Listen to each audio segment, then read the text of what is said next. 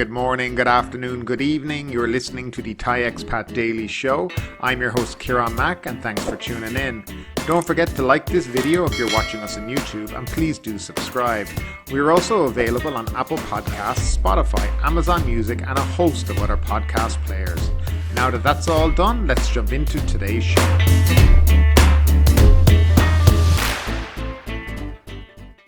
And we'll start off with the first story of the day. The Thai Prime Minister has no objection to holding New Year countdown events. Thailand's Centre for COVID-19 Situation Administration has been assigned by Prime Minister Prayut Chan-o-cha to discuss with businesses how a New Year countdown event can be held in a way which will not lead to a COVID-19 resurgence. The Prime Minister told the media that he is pleased with the slowdown in new infections over the past several weeks, which he said is a healthy sign, and the government is preparing to ease lockdown restrictions further, citing the New Year countdown event as one example. He said that he has told the CCSA to try conclude talks with the private sector about the New Year's Eve event within a week and that it must be held outdoors with measures taken to prevent a new round of infections. Although the Omicron variant has not been detected in Thailand yet, the Prime Minister said that he has instructed officials to try track down the remaining travellers from 8 African countries already in Thailand for RT-PCR tests to make sure they are free from the Omicron variant.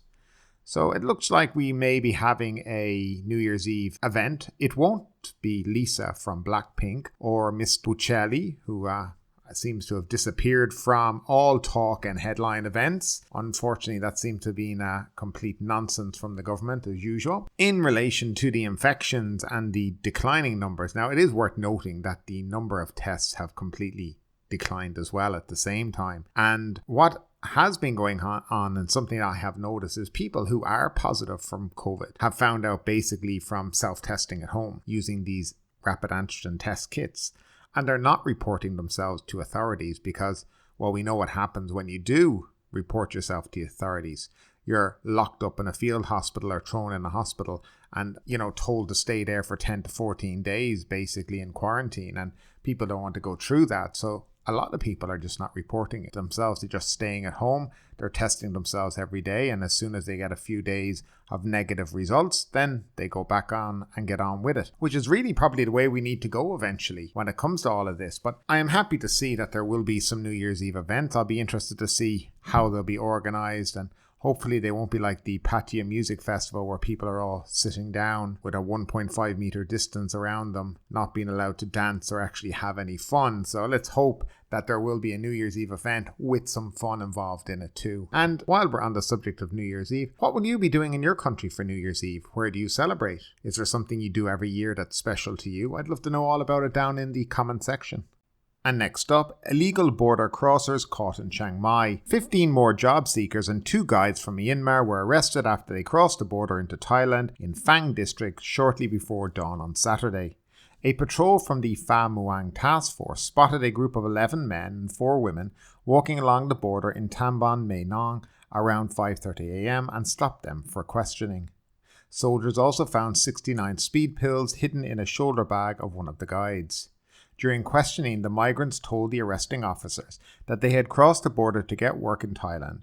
They were destined for jobs in Chiang Mai and Bangkok and had paid 20,000 baht per head to the guides. Illegal migration from Myanmar has been rising steadily in recent months as the economy has deteriorated substantially since the February 1st coup. Employers in Thailand need tens of thousands of labourers as the economy reopens, but attempts to bring them in legally are fraught with difficulty. Negotiations with Nay Pyi Thaw to renew a memorandum of understanding on labour imports changed after the coup in February, while the pandemic has further complicated labour import procedures. The army, meanwhile, has stepped up surveillance of the porous 2,400-kilometre border to prevent illegal crossings as part of stepped-up efforts to further suppress COVID-19. Now, I think the story here is not how many they caught, but how many are actually getting through on a daily basis, and this is certainly not something that will be reported on too much in the media. I recently read an article in relation to this, and it was with a Myanmar national who was working in Bangkok illegally at a restaurant or bar, and he discussed that for every 20 to 30 that are caught and paraded on TV, 300 or 400 are getting through. And there is no real way to stop this because of the huge open border between Myanmar and Thailand. I don't believe there's a quick fix or a quick solution for this problem, but they do need to look at ways of bringing in workers legally into the country that doesn't put a financial burden on either the migrant worker or the employer, because at the moment I think that is the greatest barrier for people and employers who want to come to Thailand to work. Migrant workers are subjected to 14 days quarantine, and they're certainly not in swanky hotels and beautiful field hospitals, let me tell you. So hopefully a solution will be found in the future to this, because there is an awful lot of people in Myanmar who are trying to get out to build a better life for themselves, especially after the coup on February 1st. And moving along, Constitutional Court's full verdict enrages LGBT community rights defenders. Thailand's Constitutional Court ruled on November 10 that Section 1448 of the Civil and Commercial Code, defining marriage as only between men and women, is constitutional, following a petition filed by 2 LGBT persons seeking same-sex marriage. The ruling has been met with some frustration, with LGBTQI+, feminist and pro-democracy groups gathering in Bangkok on Sunday in support of their joint campaign demanding equal rights for all genders. But it has only been recently that public outrage took to another level, with the full content of the court's long ruling being released.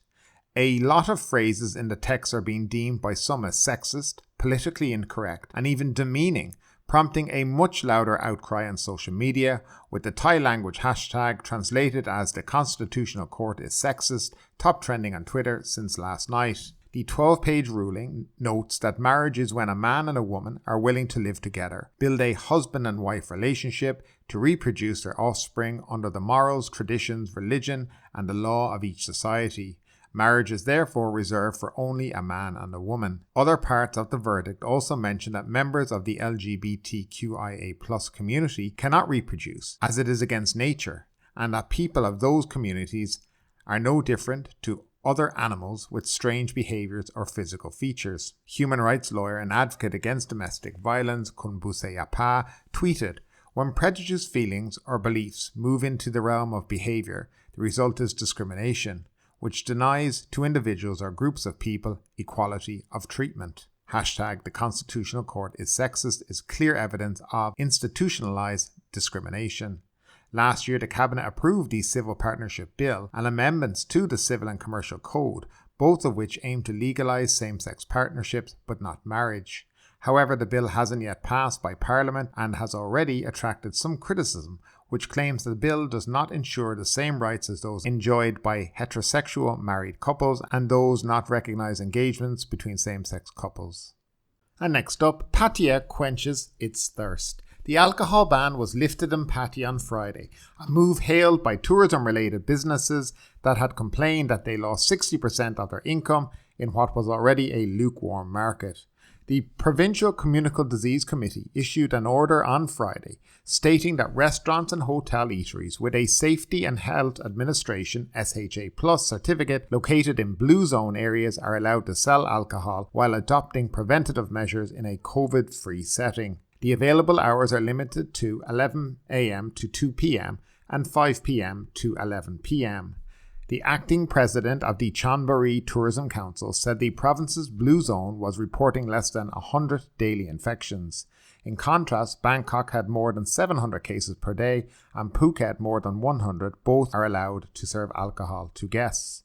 Bookings for year-end banquets and staff parties from corporate groups at industrial estates in Sirasha have also fallen as a result of the ban, he said. On Friday, 13 tourism-related organisations released a statement asking the provincial governor to lift the alcohol ban at SHA+ certified restaurants and hotels in blue zone areas, which include Banglamung, Pattaya, Sriracha, Koh Si Chang, Na Jomtien and Bang Ser. The number of international tourists arriving in Pattaya from November 1 to December 2nd stood at 9,437, or 295 tourists per day, accounting for less than 10% of the 4,000 to 5,000 daily average during the pre-pandemic years.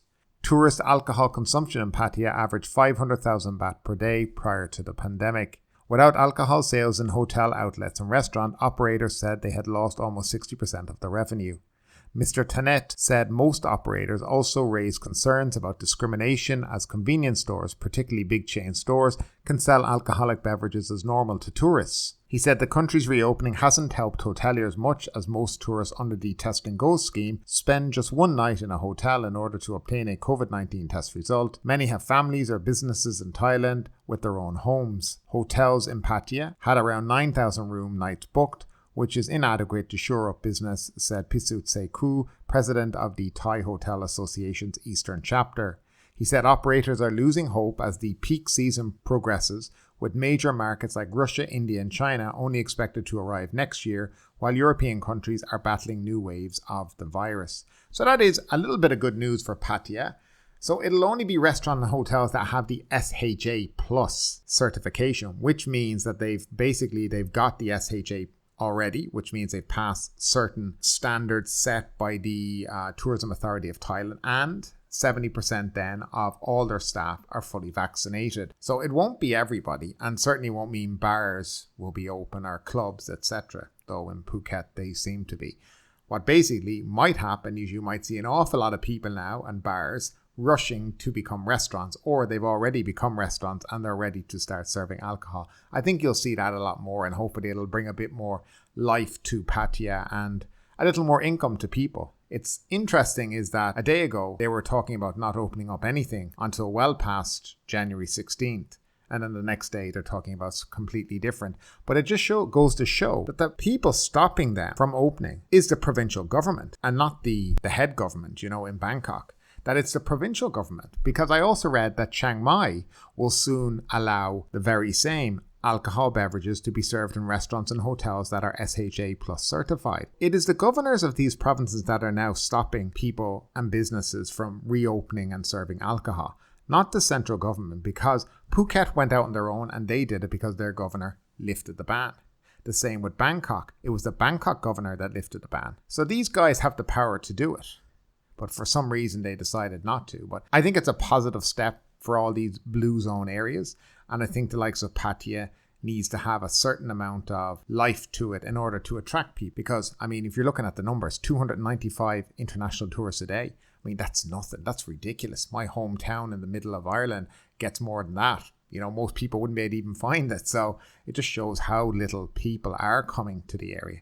Now, moving along, and in kind of other travel-related news, Singapore has tightened traveller testing. Singapore will require additional testing for travellers and extend travel curbs to more African countries as it rolls out more measures to allow its time to figure out how to deal with the Omicron coronavirus variant. All travellers on its vaccinated travel lane, or the VTL, will be required to be tested every day for 7 days using self-administered rapid test kits, the Ministry of Health said on Friday. The measures coming into effect from December 7th is on top of an arrival PCR test for air travellers, as well as supervised rapid testing at test centres on days 3, 7 after arrival. And then South Korea, all international arrivals to South Korea must undergo 10-day quarantine. From Friday, all arrivals to South Korea, regardless of their nationality, must undergo the home quarantine for 10 days regardless of their vaccination status, as Seoul grapples to contain further spread of the Omicron variant of COVID-19 upon confirming their first case.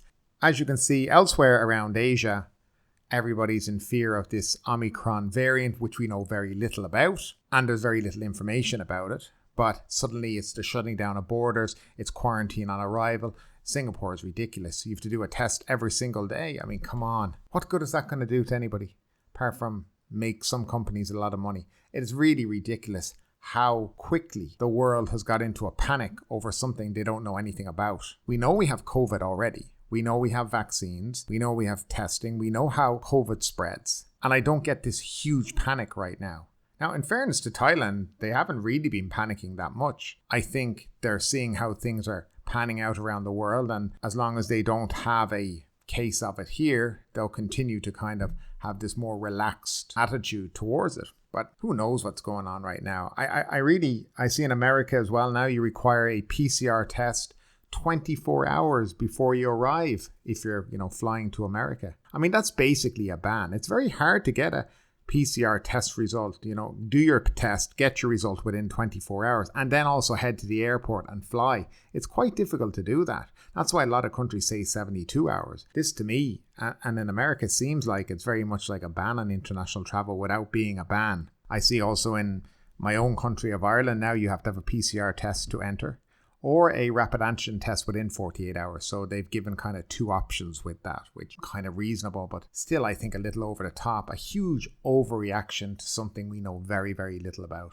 And next up, reshaping the economy. The government has come up with a raft of measures to attract foreign investment, including promoting foreign film production and startups as part of efforts to reshape the country's economic landscape.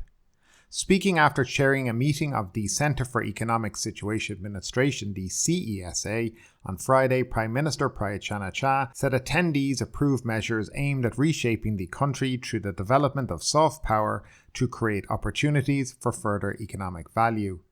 The measures include promoting foreign film shoots and productions in Thailand, attracting foreign investment in cloud services and data centres, and drawing wealthy foreigners and highly skilled professionals from overseas to work and stay in the country. To achieve the goals, existing laws and regulations must be improved. The Prime Minister said they must be revamped, otherwise investment cannot take place. Several laws are out of date.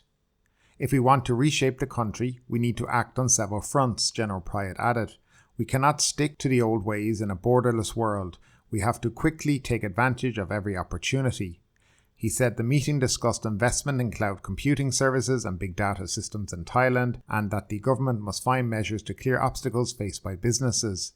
Representatives of the private sector and transnational companies expressed willingness to increase investment in Thailand if the government adjusts rules and regulations to accommodate them, he added. This is about national progress that will reshape the country and boost its income, General Prayut said. Danusha Pishenanan, Secretary General of the National Economic and Social Development, explained the details of the measures. He said the CESA instructed the Creative Economic Agency, the Department of Tourism, and relevant agencies to come up with incentives to attract film production companies overseas to shoot films in Thailand. Among possible measures are cash rebates of up to 30%, and amending dated laws and regulations, some of which have existed for 30 years, Mr. Danusha said. Regarding the proposed cash rebates, if film producers invested between 50 and 100 million baht, they would get 20% rebate, Mr. Danusha said. Those who also invested 100 to 500 million baht would receive 25% rebates, he said, adding 30% rebates will be given to those who invest 500 million baht and more. These proposals will be discussed at a CESA meeting next month, he added. Another measure aims to attract 1 million wealthy foreigners and highly skilled professionals from overseas to work and stay in the country within 5 years through tax and visa privileges, Mr. Danusha said, adding that concerned agencies have been given 1 month to finalise the details before presenting them to the CESA next month. For example, a long-term resident visa, which would be valid for up to 10 years, would be issued to wealthy or retired foreigners, migrant workers and highly skilled professionals, among other benefits, he said. Other measures involve promoting investment in tech startup, cloud services and data centres, he said, adding concerned agencies were told to improve regulations to facilitate investment. Thailand will also have to invest in clean energy for these businesses, he said, adding several foreign investors are interested in investing. And moving along, Apple warns suppliers of slowing iPhone demand. Apple Incorporated, suffering from a global supply crunch, is now confronting a different problem: slowing demand. The company has told its component suppliers that demand for the iPhone 13 lineup has weakened. People familiar with the matter said, signaling that some consumers have decided against trying to get the hard-to-find item. Already, Apple had cut its iPhone 13 production goal for this year by as many as 10 million units, down from a target of 90 million units because of a lack of parts, Bloomberg News reported. But the hope is to make up much of this shortfall next year when supply is expected to improve. The company is now informing its vendors that those orders may not materialize, according to the people who asked not to be identified because the discussions are private. The company is still on track for a record holiday season, with analysts projecting a sales increase of 6% to 117.9 billion in the final 3 months of the calendar year, but it won't be the blockbuster quarter that Apple and Wall Street had originally envisioned. Shortages and delivery delays have frustrated many consumers, and with inflation and the Omicron variant bringing fresh concerns to shoppers, they may forego some purchases. That could mean skipping the iPhone 13 altogether and waiting to upgrade next year when its successor comes out. The current lineup, which starts at $799 for the standard model and $999 for the Pro, is considered a modest update from the iPhone 12, which has a whole new design. Bigger changes are expected for the 2022 model, giving some shoppers a reason to wait.